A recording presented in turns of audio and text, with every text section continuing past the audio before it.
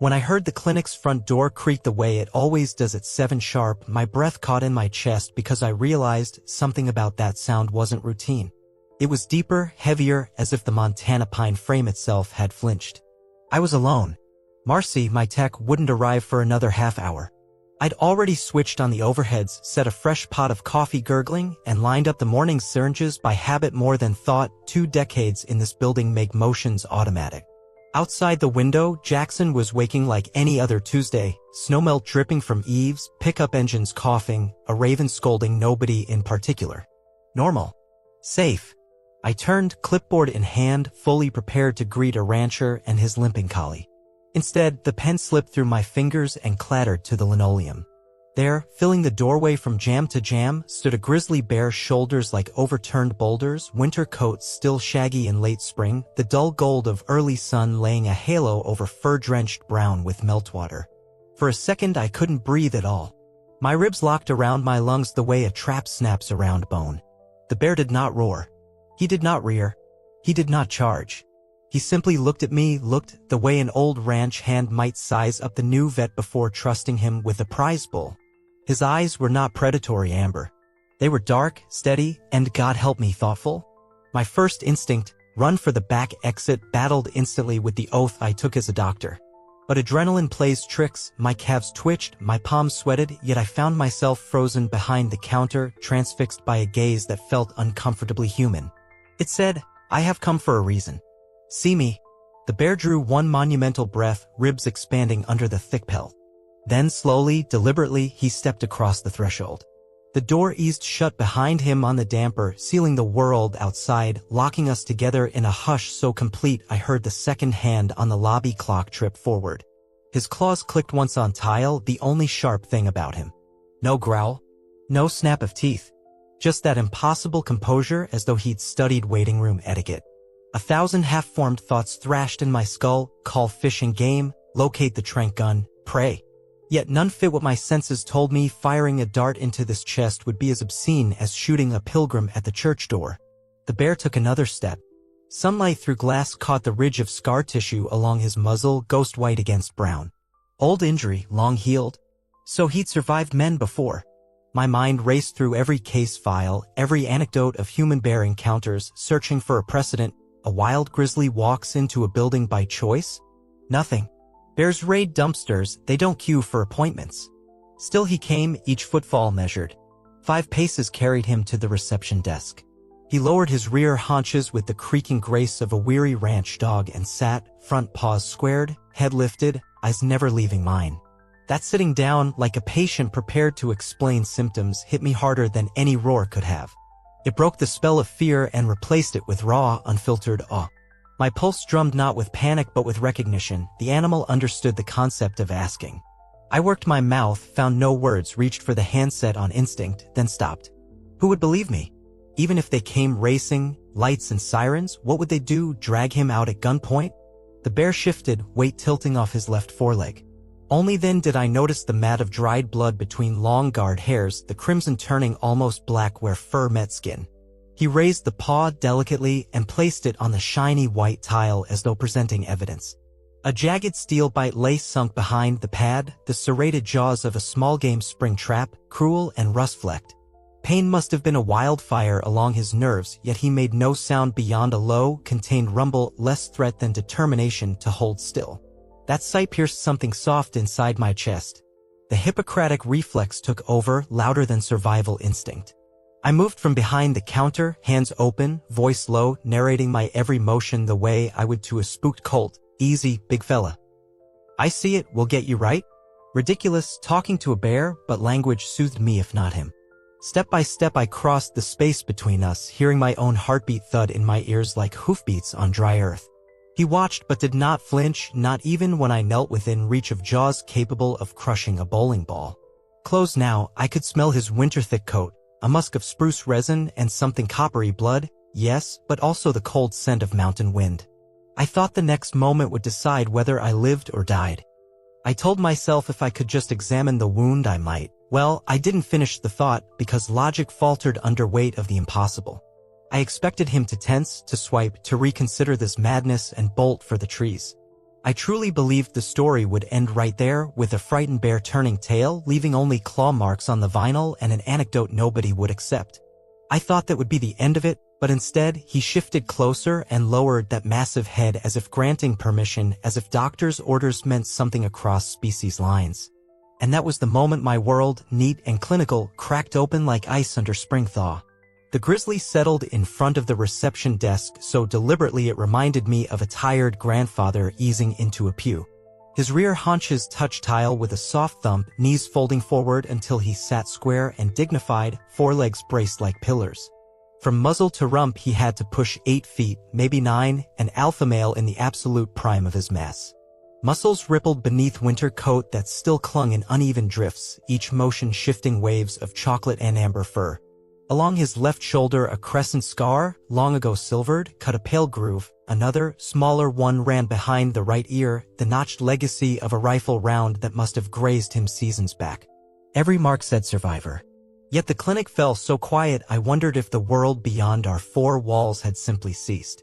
The thermostat's blower cut off, even the wall clock, steadfast metronome of kennel calls and checkups, seemed to hesitate between ticks. I caught myself holding breath, lungs stinging. It felt sacrilegious to make the slightest sound while that animal sat, regal and unhurried, in a place built for terriers and tabbies. He met my stare unflinchingly. Not a challenge, not a dare, just a straight channel of consciousness from dark irises to the center of my spine. There was no glint of hunger, no cut-off squint that signals imminent bluff charge. The look was almost administrative, as if we were about to discuss terms. I thought of the way old timber men speak with nods instead of words. The bear's face wore the same unruffled certainty.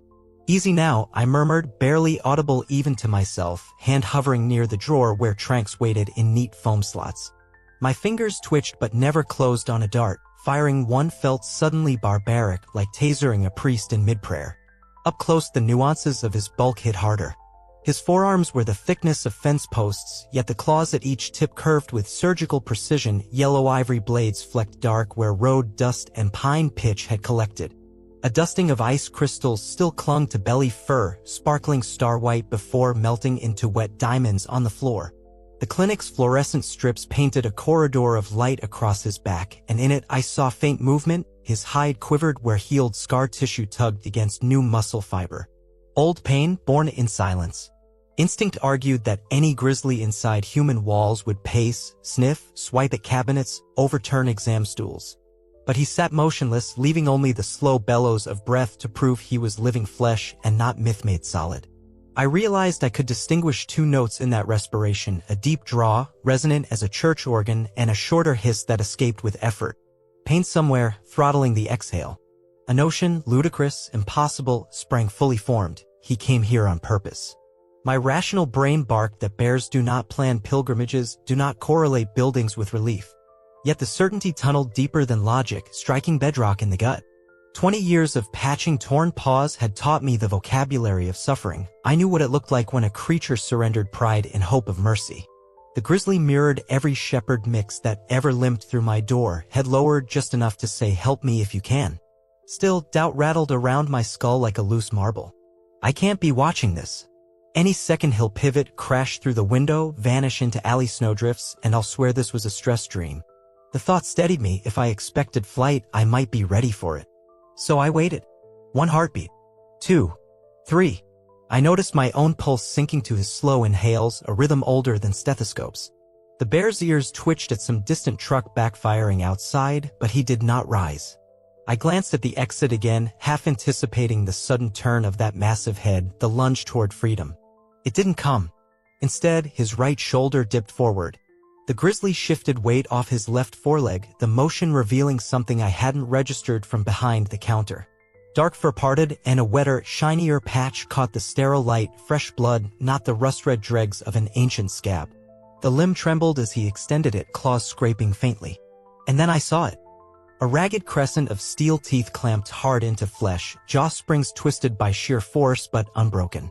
A small game trap, illegal, cruel, and utterly out of place on a bear this size. The metal had chewed deep, edges hidden beneath swollen tissue. With each breath his pulse pushed another bead of crimson between bent tines. My mouth shaped a soundless oath. All illusions of routine disintegrated. I stood face to face with an intelligence that had crossed the threshold of human space to display a wound like a badge. For one stunned instant I believed he might finally give up on me, turn, lumber off, disappear the same silent way he'd arrived, leaving only a blood-flecked trail and a story no one would credit. I thought that was what would happen, but instead he let the mangled paw droop toward me as if offering it across a fragile truce line, and the weight of that gesture pressed every last doubt into dust. The bear eased his mutilated foreleg forward as though lowering a sacred object onto an altar. Claws the size of pocketknives brushed the tile, then splayed to steady him. Only now, with the limb fully revealed, did I understand the scale of his agony. A semicircle of rust-brown steel fangs bit into flesh and tendon just above the pad, spring jaws forged for coyotes, not a 600-pound grizzly. They had snapped shut, then twisted, shredding tissue into a swollen collar of purple and black. Every shift of weight squeezed fresh blood through matted fur, thin and bright as cranberry juice. The sight punched the breath from my lungs. Some part of me wanted to dart for the supply cabinet, grab ketamine, lidocaine, bolt cutters, anything. Another part screamed to back away, give the animal room, call wildlife officers, let professionals with tranquilizer rifles take over. Those instincts slammed into each other, ricocheting inside my skull. Duty's ward, veterinarian versus fragile mortal. I could almost feel the hierarchy of needs stacking itself. First, do no harm, but also stay alive. One swipe from his free paw would split me open like a feed sack. I'd seen what claws that length could do to lodge doors and century-old pines. Working grizzlies in the field required darts, traps, whole teams. Here I was, unarmed but for a stethoscope around my neck. A single step closer and I'd be inside the arc of those arms, inside the place textbooks politely call crush range. My heart hammered so hard I tasted copper. If he wants to end me, I thought, I'll be gone before the next second hand clicks. Yet my feet refused retreat. The bear's eyes, nearly black, rimmed with sun-bleached lashes, held mine in a lock that felt less like threat than beseeching. Pain radiated off him in waves I could almost hear, a subsonic hum that vibrated my teeth. But behind the misery burned something steadier, intent. He had chosen the clinic, chosen me, chosen this moment to gamble his life on trust. I crouched, low and slow, palms facing him so he could read my empty hands. "You're hurting, big guy," I whispered, voice tremoring enough to blur consonants. "Let's see what we can do." I slid a foot forward. The bear flicked one ear, but didn't growl. Another foot. My knees shook, sweat chilled the small of my back. At 5 feet away I could smell the wound, metallic, sweet rot infection hiding beneath the iron bite of fresh blood. Flies would have swarmed had the season been warmer. Instead, a single bead of pus clung to fur and quivered like a tear. I swallowed hard and willed my pulse to slow. "I need tools," I said aloud, maybe to him, maybe to myself. Then I backed out the way I'd come, centimeter by centimeter, never turning my spine to him. At the drug cart my hands finally found speed, snatching vials and gauze, the bolt cutter we keep for dogs stuck in chain link. The steel looked pitifully small compared to the trap jaws. Adrenaline made the metal rattle against the countertop. I drew up a syringe of concentrated medetomidine, enough to drowse a bull elk, and hesitated. To deliver it I would need skin contact, a pinch of hide, any flinch could turn fatal. I returned to the lobby, kit cradled like a newborn. The bear hadn't moved. Only his injured paw trembled from the effort of holding weight evenly. I knelt again, this time so close a fleck of his breath warmed my cheek. His nostrils twitched at the alcohol scent on my gloves. "Easy," I murmured. The needle's point hovered a handspan from his shoulder. If he lunged, the motion would end where it started, in memory. I drew one more breath for nerve, then noticed his gaze. Wide. Unblinking. Not glare, not challenge permission. An almost imperceptible dip of the massive head broke the stare, like a nod between equals. I couldn't say why, but the syringe lowered. Sedative felt like an insult to the covenant forming in that silence. Risk cocked against gratitude and, impossibly, gratitude won. "All right," I exhaled. "No drugs." I reached for the trap instead.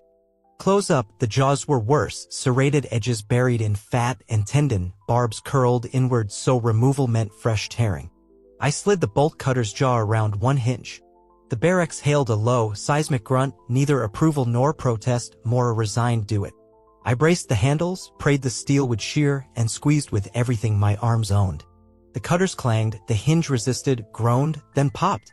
One jaw sprang free, metal clattering to tile.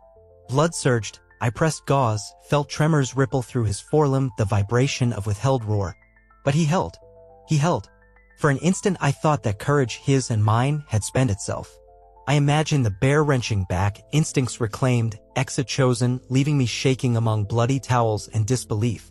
I thought I wouldn't dare press further, but there was something else in those eyes, something that said we were only halfway to salvation, and somehow that silent plea dragged me closer instead of driving me away. I hustled back to the treatment bay like a sleepwalker sprinting through a dream, every limb filled with wet cement. Stainless steel drawers clanged open under gloved fists that shook so hard I nearly dropped the basin. I grabbed the biggest irrigation syringe we owned, 2 liters of warmed saline, a stack of sterile pads thick as a phone book, chlorhexidine scrub, suture kit, hemostats, elastic gauze, vet wrap. Last came the lidocaine vial, habit more than plan. I hadn't decided if I'd dare inject it. When I returned to the lobby, the bear still knelt on his haunches, trap half-clamped but neutralized, mangled paw leaking steady beads onto the tile. My footsteps sounded unnaturally loud, pistol-shot echoes in the hush. He tracked me with those fathom-dark eyes but made no move to retreat, not even when I set the instrument tray beside him and the wheels squeaked. "Okay, partner," I breathed, voice wobbling. "Next part might sting." I could feel my pulse in my teeth, my knees threatened to buckle with every heartbeat. Still, the inner scaffolding of training took over. I drew saline into the syringe, angled the nozzle. First contact, my left hand slid beneath the injured limb, just enough to lift it clear of the floor. The paw was heavier than any canine's, dense with muscle, the pads calloused like truck tire rubber. He poured off the wound, infection already roared beneath battered tissue. The bear's ears flicked back, not in anger but anticipation. Then he let the weight settle into my palm, a deliberate surrender that rattled my bones more than a roar ever could. I flushed the gash. Pink-red fluid splashed across plastic sheeting I'd thrown down, sizzling faintly where antiseptic met raw nerve. The bear's entire frame tensed, quivering through my wrist like live current, yet he didn't jerk away. His breath thundered over my bent head, warm and pungent with spruce buds and distant carrion. A winter diet survived, not chosen.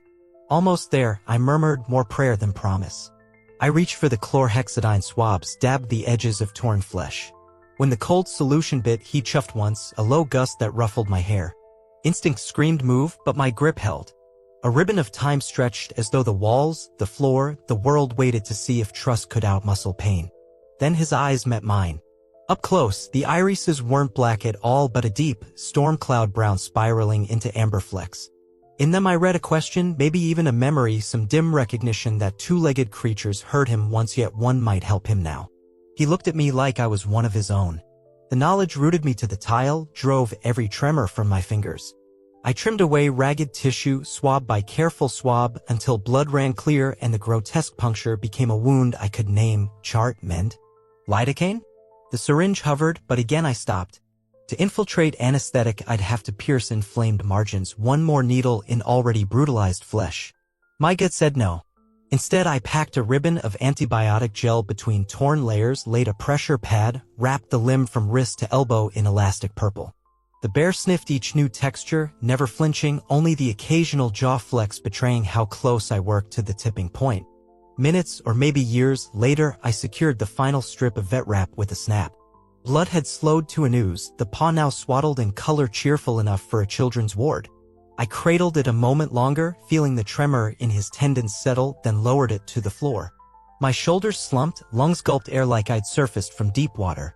That should have been the end. Any sane grizzly, job done, would lumber straight for daylight, crash through glass if needed, flee this den of chemical smells and electric hum.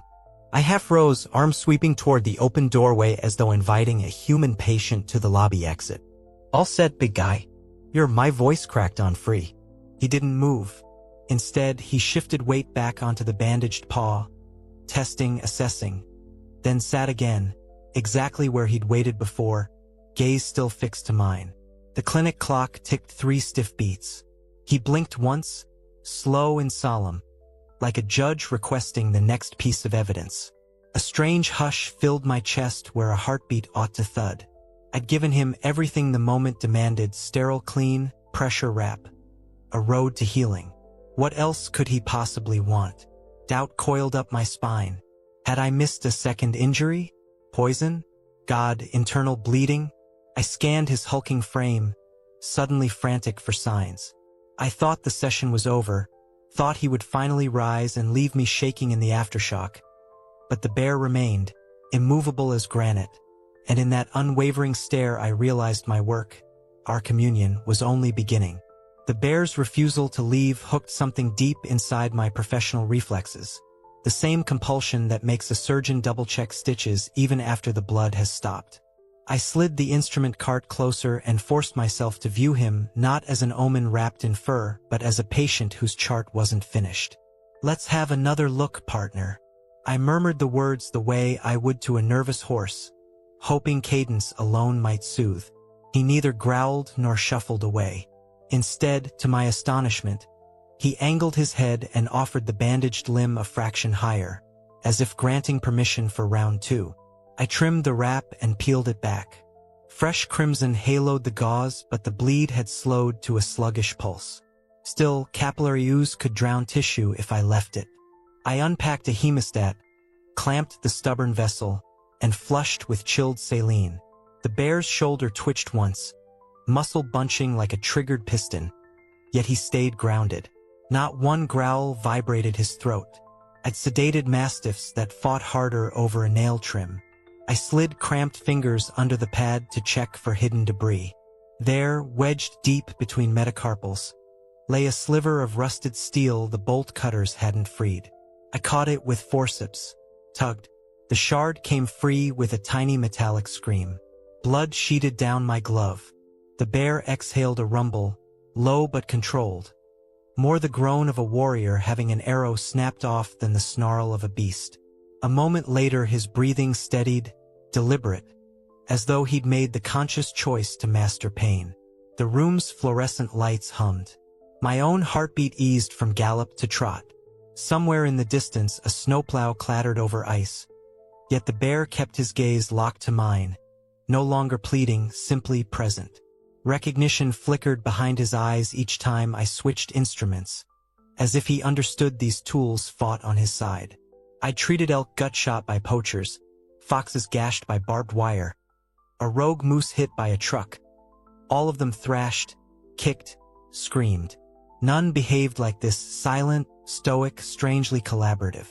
A memory surfaced, the wildlife rehab conference in Bozeman last year, a researcher describing how some primates present injuries to trusted caretakers. But grizzlies aren't primates, my skeptic side insisted. Another voice, older, softer, answered, "Maybe trust doesn't care about taxonomy." The gash finally lay clean. No shards, no sludge, flesh trimmed to pink edges ready to knit. I threaded black nylon through a curved needle, the kind built for thick hide, and set to work. 12 stitches, precise and even. With each pass, the bear's shoulder rose and fell, but otherwise he remained marble still. I pressed antibiotic cream, layered fresh gauze, then spun a final length of vet wrap, this time bright forest green. Somewhere between knotting the bandage and taping the tail, wonder eclipsed fear. I wasn't treating an apex predator anymore. I was stewarding a covenant older than language. I straightened, wiped sweat from my brow with the crook of my arm, and stepped back. "That's the best I can give you, big guy." My voice cracked in the hush. "You're free." I gestured toward the doorway again, a tired usher at the end of a midnight show. For a beat he did nothing. Then, with deliberate grace, he shifted weight onto the freshly wrapped paw. I braced, half expecting the leg to buckle. It held. He rose, all 600 pounds unfolding like a slow earthquake, and turned toward the exit. Relief flooded me, sweet and dizzying. Good. He'll head for the forest, sleep, heal. Story over. I had already bent to gather bloody gauze when an odd hush drew my gaze back up. The bear had stopped halfway to the door. He faced the wall of framed photographs, snapshots of every rescue the clinic ever celebrated. Bald eagles released, fawns bottle-fed, fox kits stitched and set free. His enormous head tilted, studying those images the way patrons linger over chapel frescoes. Then he did something so quietly profound my breath snagged. He lifted his uninjured paw, huge, lethal, steady, and pressed it against the photograph of a black-tailed deer with splinted legs, a case from 3 winters past. The gesture was impossibly gentle. Pads touched glass, claws suspended millimeters away so as not to scratch. He held the contact 2 heartbeats, 3, long enough for meaning to crystallize like frost. Gratitude? A salute from one survivor to another? I couldn't name it, but tears blurred my vision. I thought that after pain eased he would bolt into morning snow and never look back.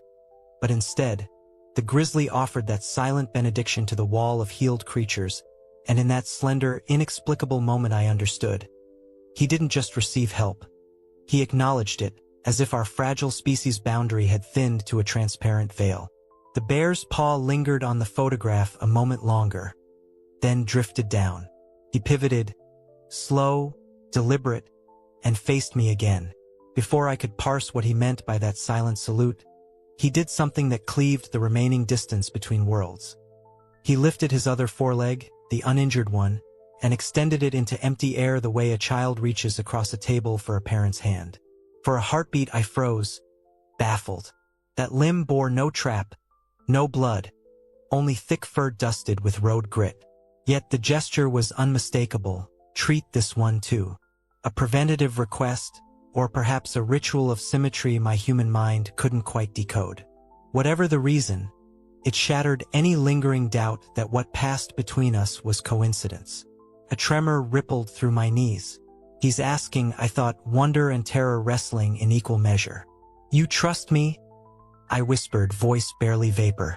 The words felt fragile beside his living magnitude, yet they answered something in his gaze. The pupils widened fractionally, softening dark brown into liquid mahogany. I gathered fresh supplies with hands that shook so badly gauze wrappers rattled like dry leaves. Fear didn't vanish. It threaded every nerve, a hot filament humming under the skin. At the same time, a current of reverence coursed just as fiercely, lifting the hairs on my arms until I felt charged, almost holy, like a barefoot pilgrim touching the threshold of an ancient shrine. I am terrified, my body screamed. I am honored, my soul replied. The two truths coexisted, each sharpening the other. I knelt. The bear placed his sound paw into my gloved palms with the gravity of a ceremonial offering. No trap mangled this flesh, but weeks of winter roaming had cracked pads and packed gravel into tiny fissures. I flushed them with warm saline, watching bits of grit swirl away. He neither flinched nor pulled back. He studied me as intently as I studied him, head cocked as though memorizing the choreography of care. Almost done? I murmured, dabbing chlorhexidine into each crevice. When the antiseptic stung, he huffed, a breathy expulsion more sigh than protest, but held steadier than any sedated dog. I trimmed a splintered claw, filed ragged edges, smoothed pad calluses with salve. The intimacy of it shook me. I, a mortal of pliant skin and fragile bone, tending weapons that could eviscerate sheet metal. Yet the thought of his strength no longer threatened. It humbled. Throughout the procedure our eyes met again and again, a silent pulse bridging hunter and healer, wilderness and sterile lamplight. Each time the connection lengthened, pulling me deeper into a certainty that had no place in textbooks. Somewhere beneath instinct and beyond language lay a plane where species could meet, if only for the span of one slow heartbeat. When every crack shone clean and medicated, I wrapped the paw in fresh white gauze for warmth more than protection. My hands steadied at last, as if muscle memory accepted this new reality. Yes, bears can volunteer for treatment. Yes, trust can outweigh fear. I set the paw gently on the floor. The bear tested it, shifted, flexed claws, pressed weight, and rumbled low approval that vibrated straight through my rib cage. I sank back on my heels, adrenaline ebbing until exhaustion pooled behind my eyes. That's it. I breathed, half laugh, half sob. All taken care of. Relief swept through me like spring floodwater, knocking loose the final boulders of dread. I could already picture him lumbering through melted meadows, bandages fraying against budding lupin. Proof that kindness travels miles on 4 great paws. I truly believed our extraordinary exchange had reached its gentle conclusion. Believed he would thank me with a parting glance, turn toward the door, and vanish into the bright Wyoming morning. But nature was not finished weaving its astonishments, and the next heartbeat would unveil a wonder I never thought the world contained. The clinic fell into a hush so absolute I could hear melting snow drip from the gutter outside. Single notes on a roof already warming to spring. The bear remained where I'd finished with him, haunches folded, front paws, one white-gauzed, one green-wrapped, resting like relics on the polished tile. His bulk blocked the doorway, yet he didn't seem caged by 4 walls. Rather, the building felt absorbed into the slow orbit of his presence, as though the wilderness had expanded to include fluorescent lights and disinfectant. Minutes stretched. I found myself afraid to breathe too audibly, worried even the rasp of my coat sleeve might fracture whatever fragile equation held us in balance. My heart, freed from battle drum panic, now beat a quieter, strangely resonant rhythm, thump pause, matching the deep bellows of the animal's lungs. For a fleeting moment, I wondered if a stethoscope pressed to his chest would echo the same cadence I felt in my own. He didn't blink often. When he did, the lid slid down in slow-motion solemnity, like cathedral doors closing on a secret. The stillness was not vacancy, but saturated with intention, as if every molecule between us hummed with words neither tongue could form. I tried cataloging clinical observations, respiration rate, stance symmetry, anything to anchor me in the known. Instead, my thoughts drifted outward, swelling with the impossible knowledge that a wild grizzly chose to sit with me in silence. The weight of that miracle pressed until it needed sound to vent or else crack my ribs. I swallowed. "You're a marvel, you know that?" The whisper barely left my lips, yet it felt thunderous in the hush. My cheeks flushed with the childishness of speaking to something that had never read meaning into syllables, or so I'd been taught my whole career. But the bear turned his head. Not a casual swivel, rather a deliberate recentering of focus, eyes sliding from middle distance to lock onto mine. Dark pupils widened, reflecting slanted bars of overhead light. In that gaze I read neither confusion nor threat but attentiveness, the way an old ranch dog tilts an ear to catch its name. The gesture sent a jolt, electric, luminous, up my spine. If recognition can leap species, then in that instant it vaulted the gap in a single bound. I felt the edges of my identity blur, as if I'd stepped beyond the clinic's chart-filled universe into a larger geography where titles, doctor, human, predator, prey, meant less than the bare fact of shared existence. The bear's eyes held me there, anchored yet unmoored, and a realization bloomed in the back of my skull. I am witnessing the living marrow of connection itself. No lecture hall, no wildlife documentary had prepared me for the visceral truth that understanding can pass from beast to man without translation. I remembered every lecture on maintaining dominance around large carnivores, loud voice, upright posture, no displays of weakness. Yet instinct told me to do the opposite. I eased onto the cool floor, crossing my legs, lowering my head in weary gratitude. "Thank you," I breathed, not fully sure for what: his trust, his restraint, the revelation offered by his composure. My words tasted inadequate, brittle as dry twigs beside the towering spruce of his quiet. He exhaled, a sound like wind rolling through canyon pines. The muscles along his shoulders slackened, subtle, but I read it: acceptance, maybe even the ursine echo of a sigh. His nose twitched twice, drawing in the sterile clinic air as though mapping my scent into the atlas of his memory. For one shimmering heartbeat, I forgot bills, voicemail, the schedule taped beside exam room 2. Forgot my species. I was simply a pulse in the same wide body of life that carried his. Awe unfurled inside me, warm, terrifying, irresistible. I am part of something bigger, the thought surfaced, clear as alpine water. It wasn't sentiment, it was biological certainty, a click of puzzle pieces once scattered by fear. The clock on the wall finally ticked loud enough to remind me it existed. Time resumed its crawl. Reality recoalesced. A veterinary lobby, a 600-pound carnivore, a human kneeling amid discarded gauze. Practicalities elbowed their way back. Fish and game reports, possible press, the risk of tranquilizer oversight if infection worsened. I drew a steadying breath and rose, joints popping. "That's everything," I said, a little louder than before, gesturing again toward open daylight beyond the glass door. The bear's ears angled toward the sound of birds outside, a flicker of longing in their forward tilt. Now he'll go, I thought, relief and melancholy braided tight. He shifted weight onto his bandaged paws, muscles rippling beneath thick spring coat, and I stepped back to clear his path. But he paused, head half-turned toward me, hesitation carved in the line of his spine. I'd been certain the chapter had closed, yet the bear lingered as if the story itself refused to lift its pen from the page, holding breath for one final stroke of wonder still to come. I stepped around the bear and pressed the panic bar. The clinic's glass door sighed open, spilling a blade of cold morning light across the lobby floor. Outside, the distant Tetons wore a soft blush of alpenglow, and the air smelled of thawing spruce. Clean, wild, irresistible. I held the door wide with one shoulder, half expecting the sudden rush of scent to snap whatever spell bound us and propel him forward. Behind me came the scrape of claws on tile. He rose slowly, deliberately, the way a boulder might decide, after a century, to continue rolling downhill. His bandaged paws tested weight. First the green-wrapped one, then the white. Satisfied, he moved, each stride a silent punctuation mark that made the fluorescent fixtures flicker as if humbled. When he reached the threshold, he halted.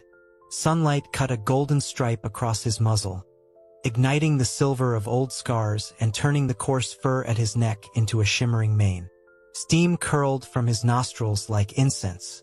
The world on the far side of the doorway waited. Open hills, snow-dappled sage, the winding ribbon of Flat Creek glinting between cottonwoods. But he did not cross. Instead, he turned. The rotation was unhurried, purposeful, as though he wanted every fractional degree to register in my memory for the rest of my life. Our gazes locked one final time, and the room around us dissolved. No reception desk, no blood-specked gauze, no ticking clock. Only two living beings tethered by a moment so fragile a breath might shatter it. I searched for words to match the gravity in his eyes and found none. Language shrank like wool in hot water. The human lexicon keeps no neat drawer for expressions of ursine comprehension. Yet I felt the full weight of what shone there. Pain acknowledged, help received, an ancient ledger momentarily balanced. Was it wisdom? Gratitude? Some deep well of shared recognition we've forgotten how to drink from? I honestly didn't know. I only knew that whatever flowed between us felt more lucid than anything printed in a medical journal. Then, so slight I might have missed it if my heart hadn't been listening, he dipped his head. Not a bow, exactly, but the gentle forward incline you give a friend on a trail when words aren't needed. A nod, an amen, a benediction carried on fur and breath instead of syllables. My throat tightened. I wanted to reach out, to touch that great crown of bone and muscle, to etch the warmth into my palms before he vanished. But reverence pinned my arms to my sides. Some distances must remain untouched to stay sacred. He faced the opening again.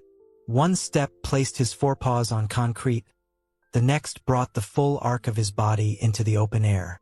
The rising sun lit the bandages like bright sashes on a warrior returning from pilgrimage. He moved down the short ramp, paws whispering over frost, then lumbered across the parking lot toward the tree line where early light dappled trunks in bronze. Halfway to the pines he paused. I thought he might glance back, but he only lifted his muzzle and tasted the wind, as though charting invisible currents to carry him home. Then the forest accepted him. First shoulders, then haunches, finally that broad head fading between trunks, and the clearing stood bare except for a few drifting snow flurries. Silence rushed in behind him. I let the door ease shut and leaned against the frame, heartbeat rattling like trapped birds inside my chest. Gone was the adrenaline that had kept my limbs precise. In its wake surged something wilder, joy laced with grief, awe edged with panic, gratitude undercut by a fear I hadn't felt since childhood. The terror that the miraculous might leave and never return. I pressed fingers to my sternum, surprised to feel it thudding so hard it hurt. Back to work, I tried telling myself. Patients would arrive soon. A shepherd with hip dysplasia, a barn cat due for vaccines, familiar problems solvable by familiar means, inventory to reorder, phone calls to return, normalcy waiting like an obedient dog on the other side of a screen door. But my body refused command. knees unhinged. I sank onto the lobby bench, lab coat smeared with drying blood, eyes fixed on the empty doorway as if the bear's silhouette still glowed there. Every tick of the clock tolled like a bell in a cathedral suddenly too small for the faith that filled it. Work could wait. Charts could wait. The known world could wait. My heart was out there somewhere, lumbering beneath a coat of brown and bandages, carrying a piece of me into the vast, echoing hush of the forest. I thought naively that once he left I'd fold back into routine, sterilize instruments, maybe joke about the morning with Marcy when she arrived. But as the minutes crept by, I realized the door he'd walked through wasn't the only one that had opened. Something inside my chest had swung wide, too, and whatever rushed through it refused to be shut again. Evening draped itself over Jackson like a wool blanket, muting colors, muffling sounds. The clinic's windows glowed lamplight onto the dark street while wet tire tracks stitched silver lines through lingering slush. Inside, we gathered Marcy, Jonah, Dr. Perez from the equine practice down the road, two wildlife officer friends who'd raced over the second my shaky voicemail cracked into their dispatch line. Everyone stood in a loose semicircle around the lobby, eyes flicking from the gouges the bear's claws had left in the tile to the faint smear of blood on the reception counter. Nobody spoke at first. Silence had followed the animal out the door and refused to leave.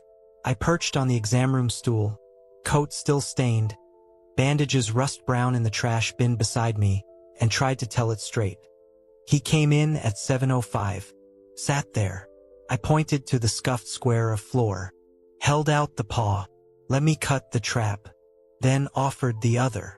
My throat tightened.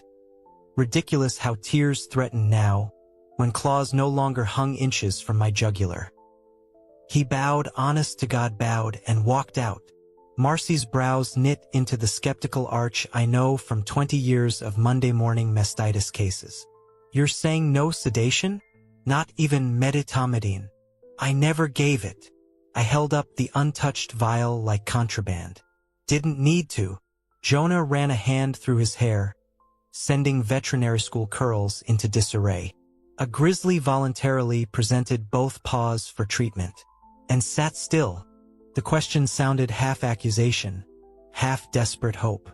Yes, I heard the word leave my lips, felt it thud against the collective incredulity, and still doubted it myself. My chest fluttered, tiny hummingbird palpitations. Each time memory replayed the moment he extended the uninjured paw. Impossible, yet the imprint was sharper than any photograph. Officer Dale crouched to inspect a droplet of blood. Trap wounds this deep would cripple most bears. You're sure he walked out weight-bearing? Watched every step, I said. Green wrap on the right, white on the left, both touching ground. Even now I saw the colors moving through morning sun like streamers on a parade charger. Dr. Perez folded her arms, voice softening from disbelief to reverence. Why your clinic? Why you? The question ricocheted inside my rib cage.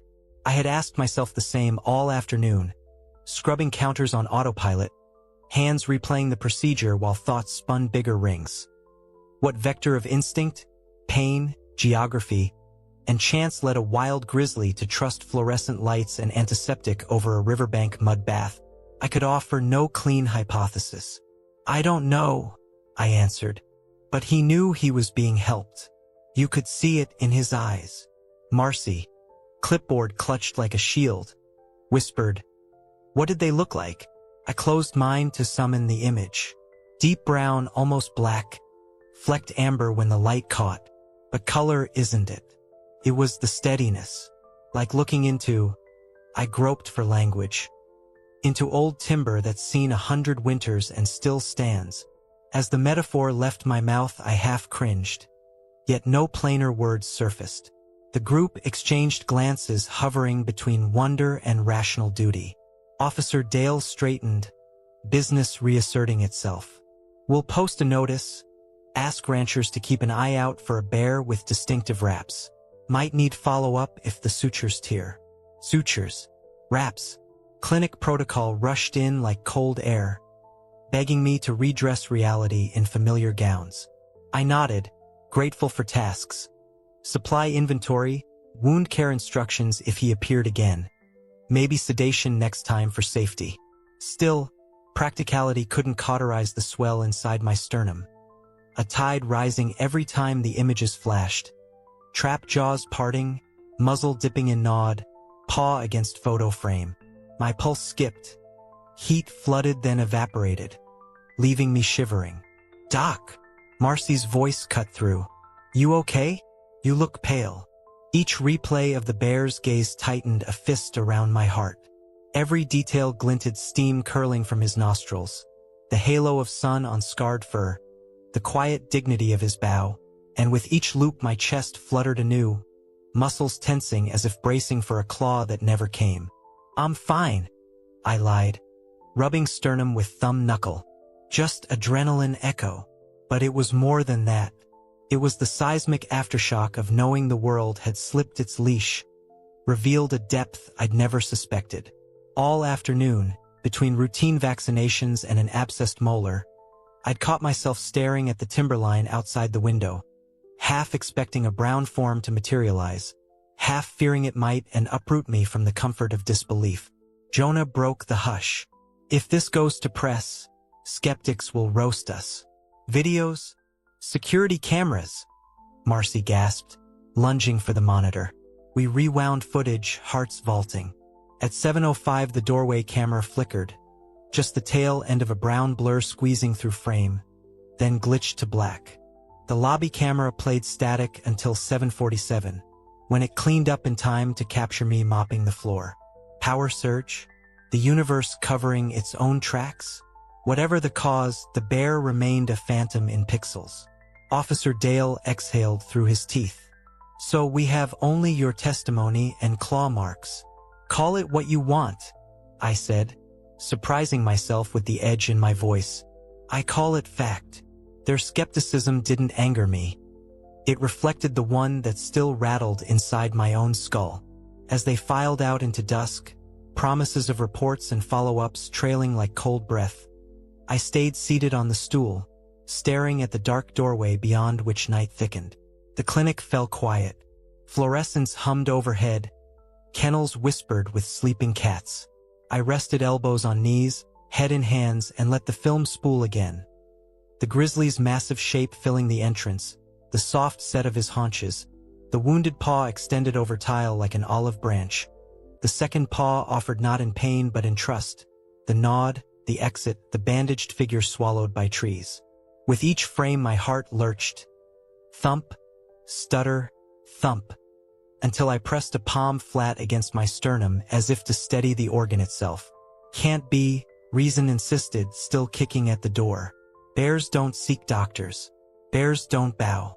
It happened, memory answered, stone solid and luminous. "You were there." The two voices clashed, sparks of disbelief lighting the cramped office until fatigue extinguished them. What remained was a quiet certainty that no peer-reviewed paper could dissect. I had glimpsed a seam in reality where wild trust seeped through, and nothing would stitch it closed again. I rose, flicked off the lobby lights, and stepped outside. The night smelled of pine resin and moonlit snow. Somewhere beyond the creek a lone owl called, no doubt hunting, but the sound carried the same hush that had filled our clinic. An echo of paws on tile, of silent understanding passing like current through two beating hearts. I looked toward the forest's black edge. My pulse fluttered once more, as it would, I suspected, every time memory replayed that nod, for the rest of my life. "It's impossible," I whispered to the dark. My breath fogged, drifted, vanished. But I saw it, and now I know. My voice cracked, then steadied on a truth too large for doubt. Nature is wiser than we are, far, far wiser, and I will spend whatever years I have left bowing back. When I saw the dark-furred bear standing over my wife's grave, my breath seized in my chest, because I understood, this was no accident. It had been 1 full year since Martha's funeral. 42 years of marriage ended beneath that slab of granite, and I had not found the courage to return until today. The old cemetery sits a few miles outside Asheville, tucked between a sagging iron fence and a wall of oaks that lean toward the Blue Ridge like silent guardians. We chose it for its quiet. I never dreamed the quiet would feel so loud. Late October had painted the place with bronze and copper. Damp leaves clung to my boots as I crossed the uneven ground, carrying a bundle of dried lavender, her favorite scent. The air tasted of wood smoke and rain-soaked earth. I told myself I would lay the flowers, whisper a prayer, and leave before dusk swallowed the path. Then I saw movement. A shadow heavier than twilight gliding near her stone. My first thought was vandal. Then a stray dog. Maybe a coyote scavenging. I tightened my fists and stepped closer. The shape straightened. A bear. A black bear with a rust-brown sheen, broad through the shoulders, tall as a man when it rose. It stood perfectly still at the head of Martha's grave, as though placed there by some unseen hand. Every instinct screamed run. Quietly. Now. Yet my legs refused. I was anchored by something I couldn't name, fear, yes, but also the dizzy certainty that I was witnessing something I wasn't meant to interrupt. The bear didn't growl, didn't huff, didn't sway. Its muzzle pointed down at the stone, not at me. No birds called. Even the wind seemed to hold its breath. I forced one step backward. Wet leaves crackled. The bear's ear twitched, yet it stayed. Another step. Nothing. Then, slowly, deliberately, it lifted a paw and brushed aside the layer of leaves that had settled against the base of the grave. No claws raked the dirt. It was a careful sweep, almost gentle, as though clearing a window so it could read the name engraved there. My throat tightened. God. In that moment the fear loosened. What replaced it felt like standing in a church alone at midnight, uninvited, but humbled into silence. A memory flickered. 2 summers before Martha died we'd lived deeper in the foothills. She used to leave bruised apples at the tree line, for the girl in the woods, as she called a young female bear that wandered close at dusk. They remember kindness, she would say, stroking the air where the bear had been. I had laughed then. Now the laughter died on my tongue. This could not be that same bear. The mountains are wide, seasons change, animals move on. And yet. I tried to speak, but only a rasp emerged. The bear turned its head slightly, and for one heartbeat its eyes met mine, dark, unreadable, and utterly calm. Time twisted. I might have stood there a minute. Or 10. The chill seeped through my jacket, but I barely felt it. Then, with the same slow grace, the bear lowered itself beside the grave. It folded its legs, pressed its great head to its paws, and closed its eyes. A living sentinel. A mourner. Something inside me shattered. I set the lavender gently at the foot of the stone. My hands trembled so hard the stems rattled. I whispered, "Martha, is this your doing?" The bear lay motionless. I backed away, not daring to turn my back until I reached the curve of the path. Just before the trees swallowed my view, I glanced over my shoulder.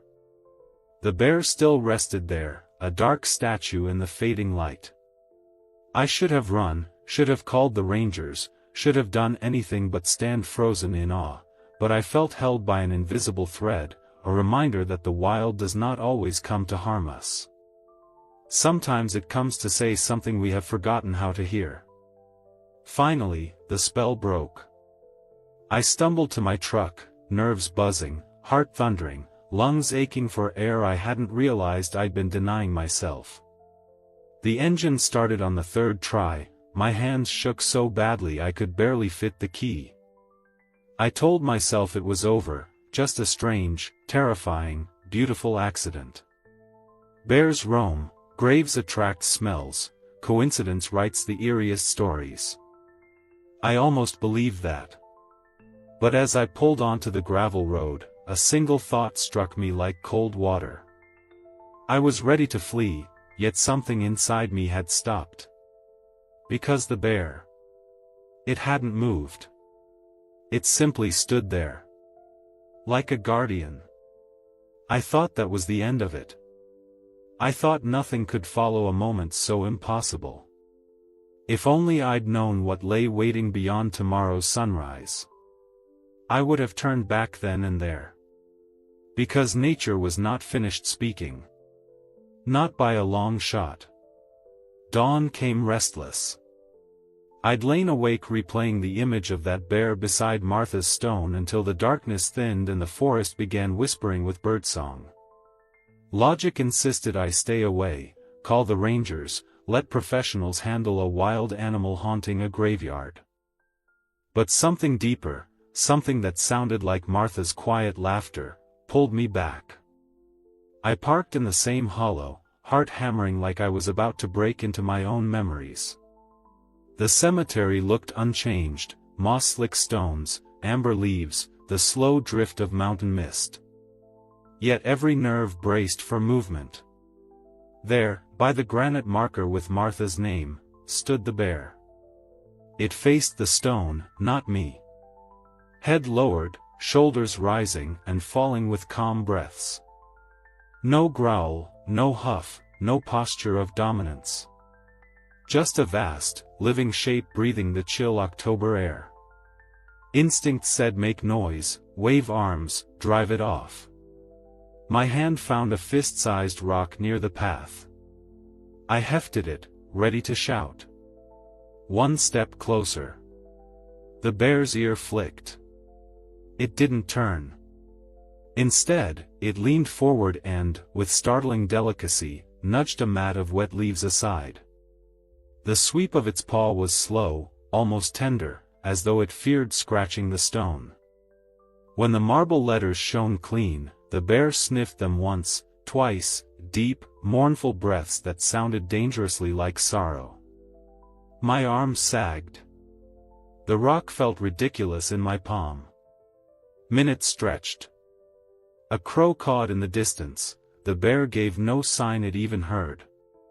Then, with the same solemn care, it folded its legs and settled on the ground. Front paws crossed, muzzle resting, eyes half-lidded, a creature at vigil. I stared, throat thick. It's grieving, I murmured, voice barely sound. God help me, it's grieving. That memory slammed back, the summer evenings when a young female bear ambled to our apple tree. Martha would meet her at the porch edge, tossing bruised fruit with a gentle underhand that made me fear she'd lose a finger. She's polite, Martha insisted. See the way she waits? She understands kindness. I had rolled my eyes, eager to protect both wife and property. But Martha was stubborn. Night after night, the bear returned until August heat broke and acorns ripened, and then we saw her no more. Standing there now, I felt time swirl. Same copper streak in the fur. Same measured calm. Could a bear remember across distance and seasons? Science would shrug. Martha would nod yes, of course. I whispered, is it you, girl in the woods? The bear's eyes closed, as if in answer, or maybe just in peace. I set the rock on the ground. A breeze shifted leaves around my boots, the forest smelled of damp pine needles and distant wood smoke. I edged a little nearer, slow enough to feel every heartbeat. 10 paces. 8. 5. The bear lifted its head but didn't rise. Its gaze met mine, dark, steady, the way a parent looks at a child who finally understands a lesson.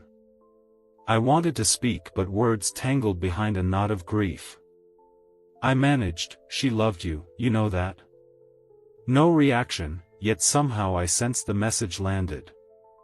Another gust scattered leaves across the cemetery, rattling brittle stems like applause too shy to commit.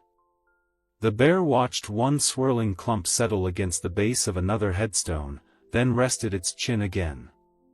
The whole world seemed to hush around that gentle gesture. Time loosened. I don't recall how long we shared that silence, 5 minutes, 15. The sun climbed, burning mist off marble faces. Somewhere behind me a squirrel scolded from a branch, but I couldn't move. It felt wrong to disturb whatever bond lay humming between this creature and the woman I'd loved. Finally the bear shifted, rising with slow dignity. Muscles rippled under its coat, dew rolled off its flanks. It gave one last soft sniff at the stone, then turned into the trees. No rush. No fear. It disappeared like smoke through a curtain of rhododendron, and the forest swallowed the sound of its footfalls. I stood alone, legs trembling with the echo of something bigger than understanding. I reached down and brushed away the leaves the bear had missed. My fingers traced Martha's name, cold letters warm with memory. I thought that was it, that the stranger would wander off, and the mystery would fade with the morning light. I'd witnessed a kindness, nothing more, and life would slip back to ordinary pain. But a whisper inside warned me, pay attention. Because the wild doesn't visit twice without reason. And the story we think is ending may only be clearing its throat. I believed the bear was gone for good. I believed the miracle had shown itself and lifted the veil. I had no idea it was only opening the door. I barely slept, yet dawn found me already winding back up the mountain road, headlights cutting silver blades through lingering mist. Yesterday's silence had pierced me too deep to leave questions unanswered. I needed to know if the bear would return, or if what I'd witnessed would dissolve like a dream tasted only once. The truck shuddered to a stop beneath the same bowed hemlocks. I killed the engine, listened. A woodpecker hammered somewhere beyond sight, a far-off dog barked twice and fell silent. I stepped onto the frosted gravel and felt my pulse steady, not calm, exactly, but ready. No rock in my fist this time. I crossed the gate, boots brushing wet leaves. My breath ghosted ahead of me.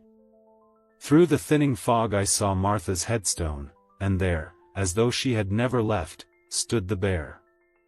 She faced me now, broad body outlined against the stone. A shimmer of morning light traced amber along her shoulders. The old terror fluttered in my belly, but it was no longer a fist, it was a trembling wing. I took 3 slow paces forward. She lifted her head. Those eyes, dark, depthless, but not blank. They carried a weight that pinned my feet and loosened my chest all at once. A feeling bloomed so raw it hurt, recognition that couldn't be named. In her eyes there was something I cannot explain. Not rage. Not fear. Something more. I spoke without thinking, voice rough as gravel. Morning, girl. The sound seemed absurdly small between us. Her ears flicked, but she neither growled nor shifted. Instead she breathed, one long, even exhale that plumed like smoke in the cold. I took another step. My boots rustled leaves, she remained still. I was close enough now to see a faint scar beneath her left eye, thin as a thread, silver against dark fur. Memory stabbed. That cub from years ago had snagged her face on barbed wire near our orchard fence. Martha had worried the cut would blind her. We should help, she'd pleaded. We never managed more than fresh apples and whispered apologies into the dusk, but the bear had healed. Here was the proof. I lowered myself to the ground, heart thundering. Damp earth chilled through my jeans. We were 10 feet apart, nothing between us but my wife's name carved in stone. Words spilled, clumsy, sincere. I miss her, I said. She believed you understood. I never did. Not until yesterday. The bear's nostrils twitched. She shifted weight, not forward, not back, just settling, as though to listen better. I told her about the empty house, about the lavender scent that still lingered in Martha's closet, about how silence can feel heavier than grief. I talked because the forest itself seemed to lean in, and the bear's calm was permission. Wind rattled oak branches overhead. Somewhere a jay screeched. Inside me, fear melted into wonder, and wonder into something gentler, something like comfort. My vision blurred, I wiped my eyes with the back of my hand, ashamed and unashamed all at once. Minutes passed. Maybe more. She blinked slowly, and I mirrored the motion, feeling ridiculous and impossibly alive. The world felt small, knitted tight by shared breath. Finally, she lifted her nose, tasting the air. A breeze carried the scent of wood smoke from a distant cabin. She looked toward the tree line, then back at me. We held each other's gaze, two creatures bound by a grief neither could voice. Then, quiet as mist parting, she turned. Powerful shoulders rolled, pads pressed soft earth. She walked behind the headstone, paused as if to acknowledge Martha once more, and stepped into the forest. Branches closed after her like curtains. No cracking twigs, no crashing brush, only silence. I kept sitting, stunned by the gentle finality of her exit. Part of me wanted to call out, beg her to stay, but the larger part understood, her leaving was the gift. I whispered, "Thank you," to the empty path. I thought that was goodbye. A perfect, impossible farewell. The kind of moment you fold into your chest and protect for the rest of your life. Surely nature had said all it meant to say. I rose, stiff and light-headed. Before leaving, I laid 3 fresh apples at the foot of the stone, an offering, or maybe just a promise to keep listening. Then I walked to the truck through sunlight that felt suddenly warmer. All day the memory glowed in me like an ember. I didn't tell anyone, some things shrink under ordinary words. That night, for the first time since Martha died, I slept deep and unbroken. I believed the bear had finished her vigil, and peace, strange, fragile peace, settled over me like new snow. I was wrong. Because the next morning, something happened that shattered every rule of the world I thought I knew, something so startling it flung me out of reality and into a story I never asked to witness. I had walked through grief into wonder, what waited now was beyond either. And all because a creature from the wild refused to let me drift back to ordinary life. I woke before dawn, apples on my mind. 3 bright red ones from the old tree behind the house, last of the season, still cool with night air. Martha used to call them our little rubies. If the bear truly was her long-ago visitor, then apples felt like speaking her language. Fog clung to the road, turning headlights into white walls. My palms sweated on the steering wheel, but the flutter of dread was gone. What stirred now felt strangely like anticipation, the way I once felt before seeing Martha step through an arrival gate. The cemetery emerged gray and silent. No sign of movement among the stones. I crunched across frost-brittle leaves and knelt beside Martha's marker. "For you," I whispered, arranging the apples in a neat line like candles on a birthday cake no one was here to celebrate. I waited. Minutes ticked. My breath drifted and vanished. Was I a fool, laying fruit at a grave for a wild animal that might never return?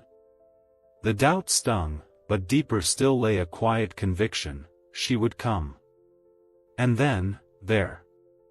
A rustle beyond the maples, the soft thud of padded feet. The bear stepped from the tree line, dark coat shining with mist. She paused, sniffing the air, eyes locking on me. I remained still, a respectful statue. She approached with measured strides, each paw settling as gently as a cat's. When she reached the apples, she lowered her head, nostrils flaring.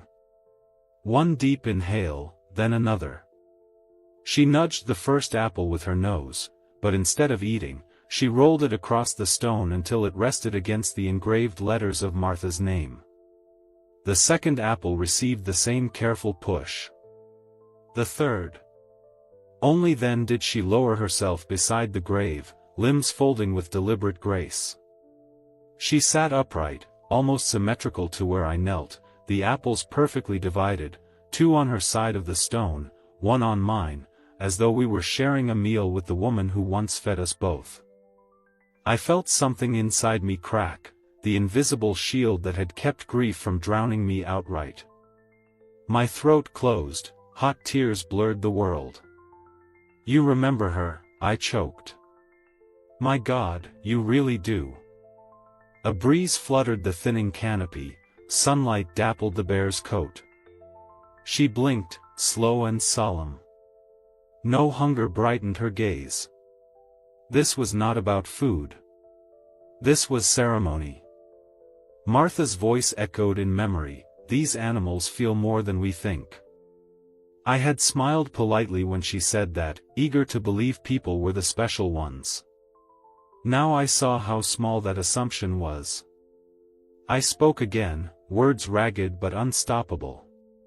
"She was kindness itself. She believed in your wisdom. I wish I'd believed sooner." My tears dripped onto my hands. I miss her so much. The bear's ears tilted forward, not startled, not wary. Listening. I kept talking, telling stories of porch swings and summer thunderstorms, of Martha's laugh when a hummingbird nearly tangled in her hair, of how she saved every bruised apple for the girl out back. I told the bear things I hadn't told another soul, how I feared growing smaller without my wife, how the house echoed with her absence, how I sometimes spoke aloud just to hear a voice. And in that impossible quiet I felt, truly felt, the bear's presence soaking up each syllable like earth drinks rain. It didn't matter whether she understood English, or memory, or death. What mattered was that she stayed. I spoke to the bear as if I were speaking to Martha. And the bear listened. It didn't run. And, heaven help me, it felt as though it understood.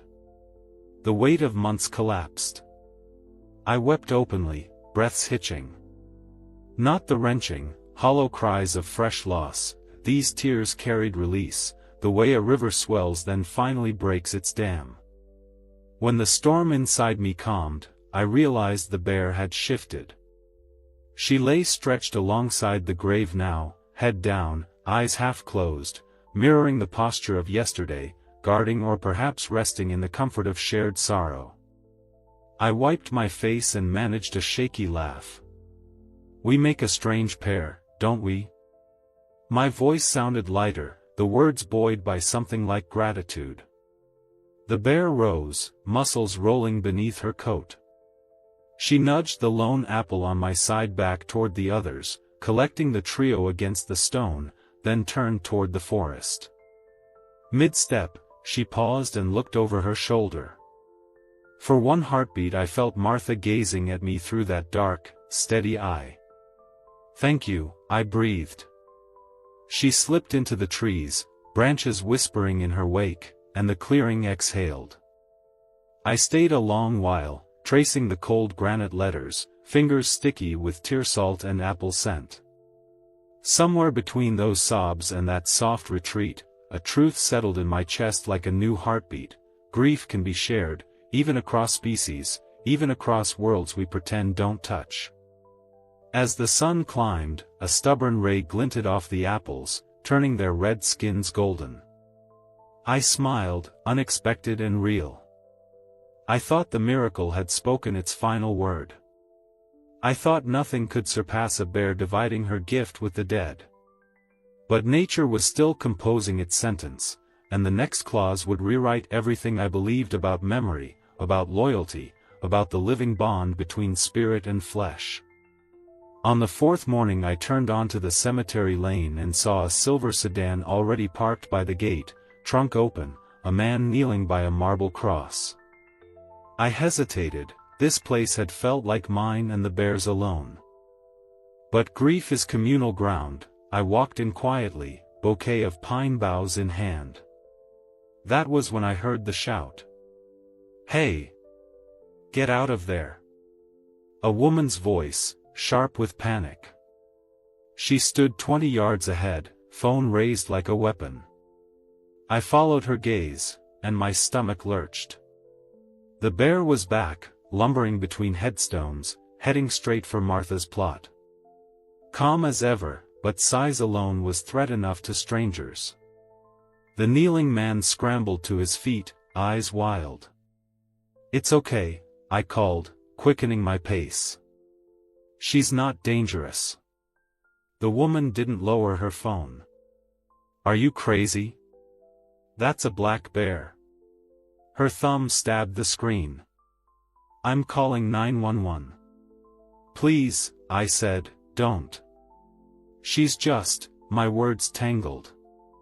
How do you explain vigil and kindness to someone shivering behind a tombstone? I tried anyway. "She's been coming here because of my wife. My wife fed her years ago. She's mourning." Their faces registered disbelief, then fear. The man backed toward the gate. Sirens already echoed faintly, rising through the valley like approaching thunder. I pivoted toward the bear. She'd reached Martha's stone, nose brushing the apple's dried skins. One remained uneaten, wrinkled but whole. She sniffed, nudged it in a slow semicircle, still sharing. Blue lights splashed across the tree trunks. 2 sheriff's cruisers clattered up the path, followed by a forestry service truck with a metal cage bolted in back. Doors slammed, boots crunched gravel. A ranger in green stepped forward, tranquilizer rifle cradled. "Sir, move away from the animal. She won't hurt anyone," I pled. "Please give her a minute." The ranger's jaw tightened. Bears in human spaces get habituated. That's when attacks happen. We can't take that risk. Habituated. The word felt sterile, surgical, nothing like what was happening. "She's here for a reason. Let me show you." I knelt, palm up, inches from her massive paw. "Girl," I whispered, "easy." The bear looked at me, eyes soft, question in their depth, then back at the ranger. She did not charge, growl, or even huff. Her only crime was existing where human fear said she shouldn't. Behind me someone muttered, "Just shoot the dart already." Another voice urged caution. Radios crackled with protocol. I rose, placed myself between rifle and bear. "You dart her, she'll wake in an unfamiliar forest, alone, miles away. She'll come back or she'll starve trying. And if you fail to relocate, you'll label her aggressive and end her. For what? Because she remembers kindness?" The ranger's eyes flicked to the onlookers, public safety balanced against one grieving old man. He took a step closer, voice low. "Sir, please. I admire your compassion, but I have a job." "So do I," I said, surprised by the steel in my voice. "My job is to honor my wife. This bear is part of that." Silence stretched. Finally the ranger lowered the muzzle a fraction. "We'll give her space for now, but if she doesn't leave by nightfall, we'll have to act." Nightfall. A deadline written in daylight. They backed their vehicles beyond the gate yet stayed parked, engines idling like impatient wolves. The visitors drove off, relief in their taillights. I remained. Hours passed. The bear lay beside the stone, head on paws, as though the earlier chaos never happened. I sat against an angel statue 10 feet away. Afternoon slipped toward dusk, wind combed the grass in hushed sweeps. Each time a cruiser crept closer I rose, standing sentinel. The bear would lift her head, meet my gaze, then rest again. At sundown the ranger approached. "We're clearing out for the night, but we'll be back at first light. If she's still here, we tranquilize." He studied my face. "You should go home." "I'm staying." "You can't stay in a graveyard after dark. Watch me." He exhaled through his nose, half frustration, half respect, then turned to his truck. The convoy rolled away, red taillights fading like embers. I fetched a blanket and thermos from my pickup and settled in the driver's seat, windows cracked to hear the night. The cemetery lay in moon-washed silver. Somewhere, an owl questioned the darkness. The bear's silhouette rested by Martha, a shadow embracing a shadow. Sleep came fitful, shredded by worry that flashing lights would return, that a dart would thunk into fur, that a miracle would be caged and hauled away while I watched, powerless. Just before dawn a distant engine rumbled down the lane. My heart plummeted, I'd failed her. But as headlights swept across the stones, the space beside Martha's grave lay empty. No dark bulk, no ripple of breathing fur. Only 3 shriveled apples and a smear of flattened leaves. I stepped into the cold dawn, scanning the tree-line. Nothing. I thought the wonder nature had lent me was gone forever, snatched back by fear and sirens. I thought daylight would find only emptiness and regret. Yet the forest was merely holding its breath. Because at that fragile edge of morning, it still had one more secret to let slip, and when it did, the world I trusted would turn inside out. Dawn bled into the cemetery like watercolor, soft gray seeping over stone. I'd hardly slept, slumped behind the wheel, waiting for engines and tranquilizer guns. But when the eastern ridge blushed pink and no convoy appeared, I climbed out, stiff-legged, heart drumming with equal parts relief and dread. The grass glittered with frost. I moved toward Martha's grave, expecting emptiness, maybe a few pawprints dissolving into dew. Instead I stopped dead. A breath of wind, the hush of leaves, and the bear was there. She emerged from the tree line as if the forest itself handed her to the light. Head low, gait measured, something clamped gently between her jaws. My pulse kicked, I stepped behind a marker and watched. She carried a single bloom, white as new snow, 5 petals radiating from a sun-yellow center. A trillium, rare this late in October, plucked alive from shadowed woods where few dare tread. She padded to Martha's stone, paused, and with a tenderness no textbook grants her species, laid the flower across my wife's name. The stem quivered, then stilled. I could not move. Could not breathe.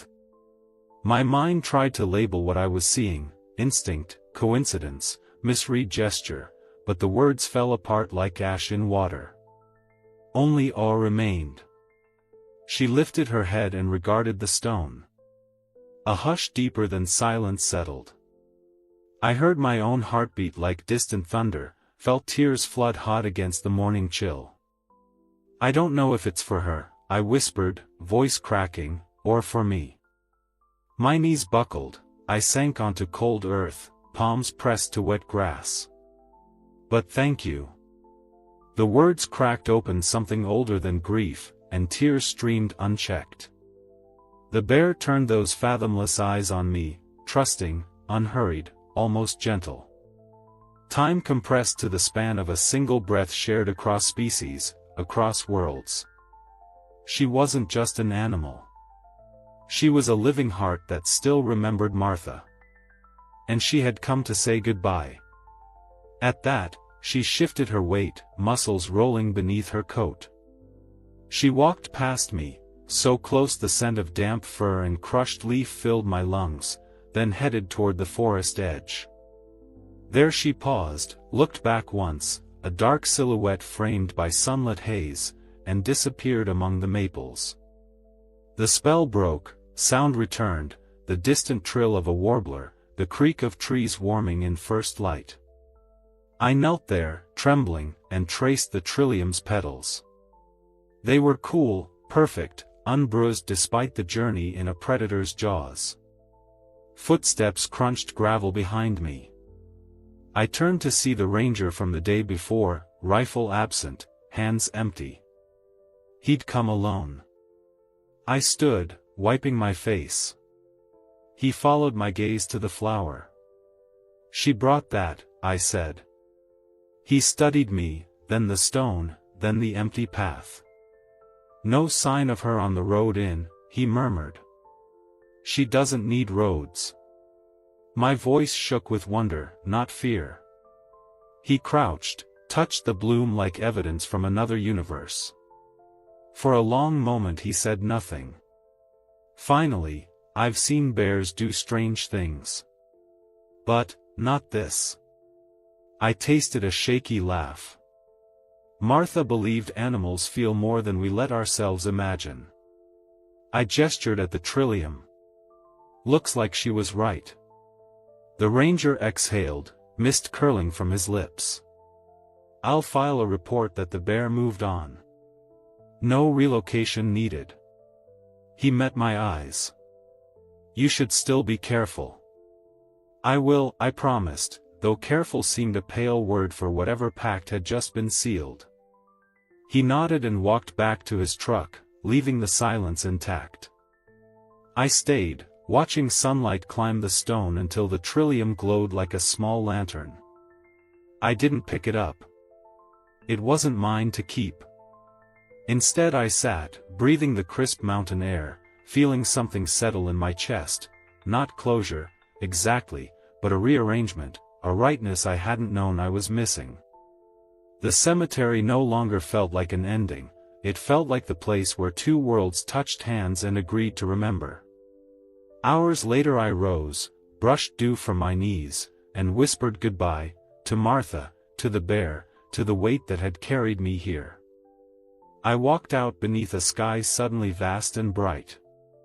I thought the story had traced its final circle, that nature had offered its last impossible gift and slipped back behind the veil. I thought nothing greater could follow a wild creature laying flowers for the dead. But wonder, it seems, breeds its own echoes, and the world was not finished teaching me how deep gratitude can cut, or how wide the bond between souls might stretch. Winter edged into the Blue Ridge one quiet breath at a time. Frost silvered the headstones most mornings, and the oaks rattled their bare limbs like old wind chimes. I found myself visiting the cemetery almost every day, not dragged by grief anymore, but drawn by something gentler, the way a tide returns to shore because it can't imagine staying away. The first time I went back after the trillium, I carried a small sack of apples.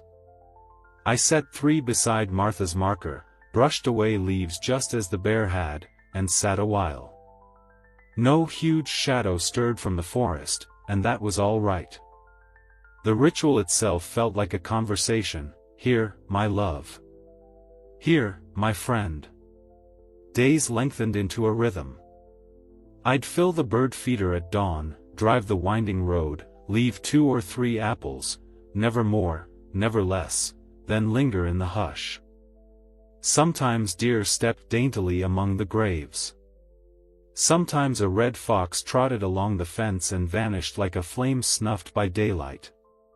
Their presence felt like borrowed courage. Little by little, the ache inside me softened.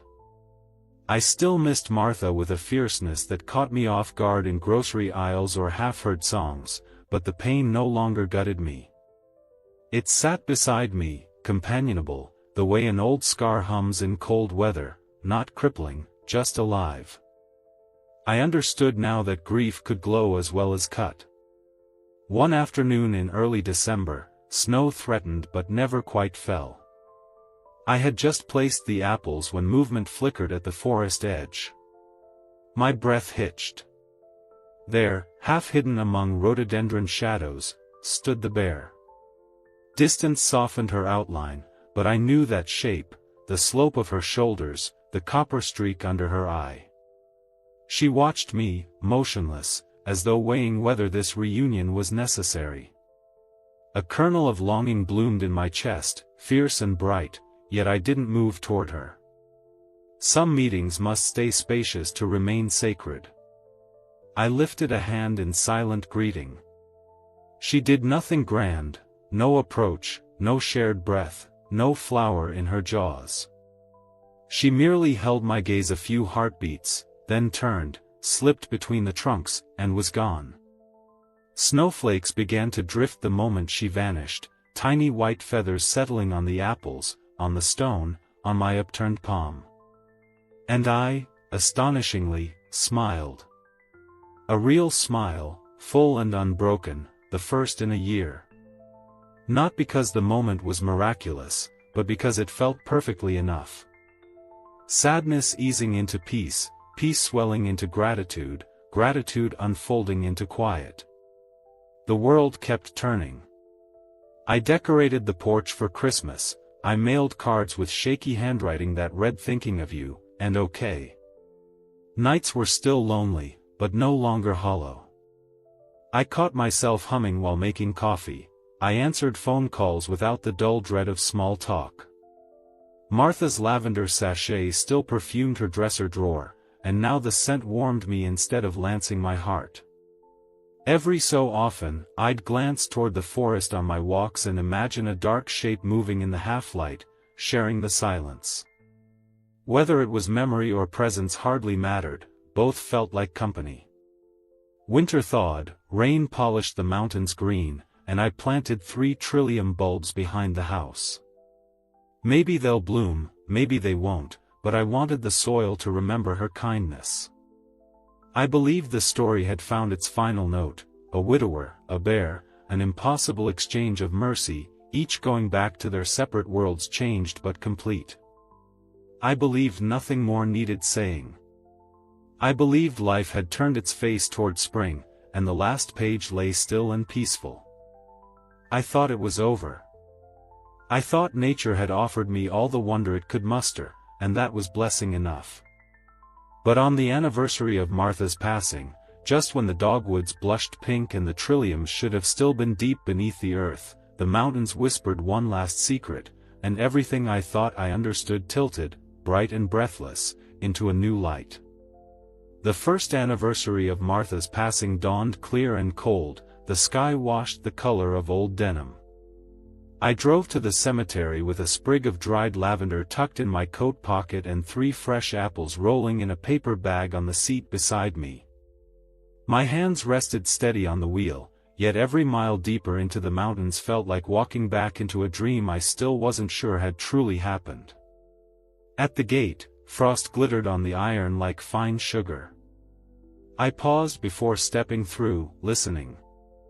Nothing but the faint ticking of a winter wren somewhere in the brush.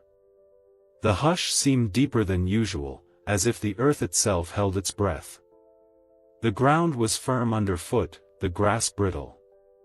When I reached Martha's stone, my heart hitched, a faint print pressed into the thin crust of ice, a half-moon pad, 5 gentle toe marks.